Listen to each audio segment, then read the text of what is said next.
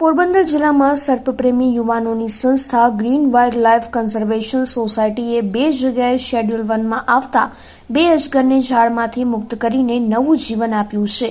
દોલતગઢની કુકસિયા સીમ વિસ્તારમાં વાડીમાંથી અરબમભાઈ મોઢવાણિયાનું ધ્યાન જતા એક 5 ફૂટ લંબાઈ ધરાવતો અજગર ઝાડમાં વીંટળાયેલો નજરે ચડ્યો હતો અને તેમાંથી બહાર નીકળવા તરફડિયા મારતો હતો.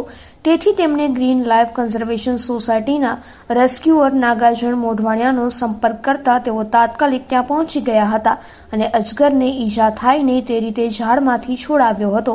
બીજા બનાવમાં ગોઢાણા ગામે વાડી વિસ્તારમાં એક વાડી માલિકે તેના પશુઓનો ચારો ઢાંકીને તેના ઉપર ઝાડ મૂકી હતી. આ ઝાડમાં 6 ફૂટની લંબાઈ ધરાવતો અજગર ફસાઈ જતા વન વિભાગને જાણ કરવામાં આવી હતી. જંગલ ખાતાના દેવાભાઈ અને સુરેશભાઈ ઓડેદરા તથા ગ્રીન વાઇલ્ડ લાઇફ કન્ઝર્વેશન સોસાયટીના રેસ્ક્યુઅર નાગાર્જુન મોઢવાણિયા પણ ત્યાં પહોંચી ગયા હતા અને ઝાડમાં બ્લેડ વડે કાપા મારીને અજગરને ઈજા ન થાય તે રીતે મુક્ત કરાવ્યો હતો.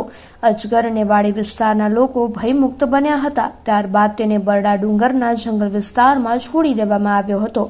રેસ્ક્યુઅર નાગાર્જુન મોઢવાણિયાએ જણાવ્યું હતું કે અજગર બિનઝેરી હોય છે અને વન વિભાગના શેડ્યુલ 1માં આવે છે.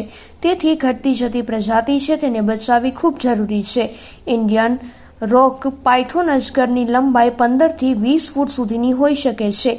તેમ જણાવી ક્યાંય પણ આ રીતે સાપ કે અજગર દેખાય તો તાત્કાલિક સ્નેક કેચરનો સંપર્ક સાધવો જોઈએ તેમ પણ અપીલ કરી હતી.